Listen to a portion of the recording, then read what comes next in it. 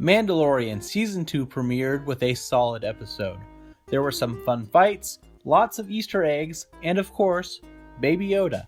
Let's get into a quick recap and some of the references you may have missed. You are watching Exasperated Nerd Explains.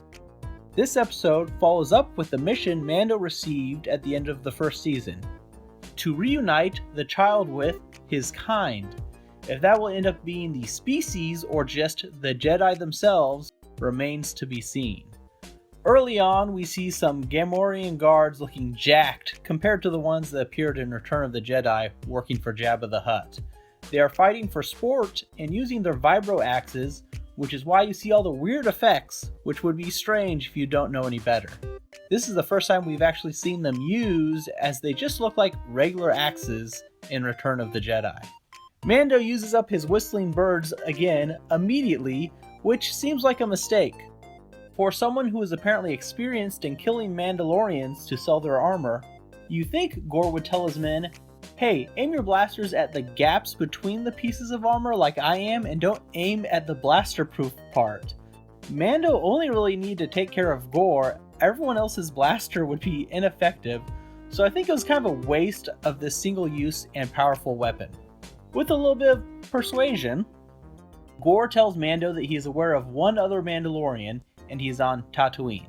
So he leaves him to presumably be eaten by the red-eyed creatures. Imagine having enough faith in the infrastructure of street lamps to venture outside at night and risk your life like it's the movie Pitch Black. How about taking care of those creatures in general? Might be a good idea. After getting to Tatooine, we see a familiar face. No, I don't mean her. A droid she calls R5, which, given the oil streaks, appears to be R5-D4, who appeared in A New Hope, who is less famously known as Skippy the Jedi Droid. That's right, series over, leave Baby Yoda with Skippy here and be on your way. This is from a comic book that is not in canon, so technically he probably isn't a Jedi, but I will maintain he is to my dying day. In the original story, Skippy was a Jedi and wanted to venture off with Luke since he felt a connection in the Force, but saved the galaxy by breaking his own motivator. This R2 unit has a bad motivator, look! So Owen Lars would choose to purchase R2-D2 and rescue the Death Star plans instead. With a map from R5-D4, Mando learns of a city called Mos Pelgo and immediately runs into the marshal of the town, Vanth. Vanth is wearing Boba Fett's armor from the movies, and Mando is willing to kill him in order to get it back, since armor is sacred to Mandalorians. However, a crate dragon appears, and Vanth says he is willing to part with the armor if they kill the creature. Vanth and Mos Pelgo appeared in the Aftermath novels, which delves into the stories he actually tells in this episode about him getting the armor from Jawas and fighting off Tusken Raiders. Also important, in Vanth's flashback we get the ice cream maker container.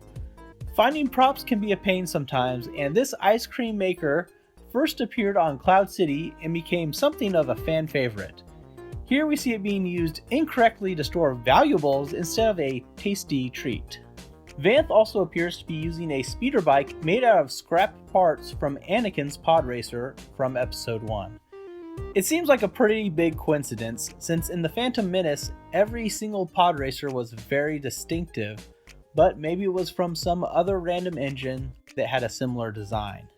The main thrust of the episode is having the townfolk team up with their former enemies, Tusken Raiders, to take on the Krayt Dragon. Krayt Dragons have been a part of Star Wars canon for a long time, with the skeleton appearing in A New Hope and Obi-Wan Kenobi mimicking its roar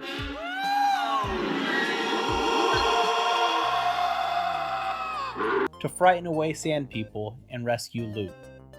It has also appeared in other media, such as the Knights of the Old Republic game, where it looked more like a large ground lizard than a sandworm out of Dune. That's the big continuity change here, is every other time I've seen it depicted, it has been just a lizard instead of something that is burrowing through the ground. Their plan to kill it is actually the same way you kill it in the video game, luring it out and setting off explosives that are buried underneath. I do want to point out, if it had gone according to plan, the best, most equipped fighters, Mando and Vanth, would have just stood by and watched. I'm not sure why they weren't part of the original plan. Mando eventually entices the Krayt Dragon to swallow a bantha that they happen to leave fitted with explosives to blow him up from the inside. I don't know why they brought all these extra explosives and didn't just bury those as part of the original plan. Oh right, for plot. So it all worked out in the end, and Mando escapes with his life, and the Tusken Raiders find a Krayt Pearl, which is very valuable, having also been established in prior canon. So Vanth gives Mando Boba Fett's armor, and he leaves the area, which is when we see the actual Boba Fett watching. Why he didn't retrieve his armor and why he has been just staying on Tatooine all this time? Only time will tell, as I'm sure he will be making more of an impact as the season progresses. Overall, a good first episode of the season. It added some characters from the novels to the visual medium, had a lot of little Easter eggs, didn't get too bogged down in Jedi or tying it directly into a larger continuity, at least not yet, and it brought Boba Fett's survival back into canon. Thanks for watching. Were there more Easter eggs I missed that you noticed? What did you think of the season premiere? Please like the video and subscribe to the channel if you aren't already. Give the video a share if you found something interesting. Bye.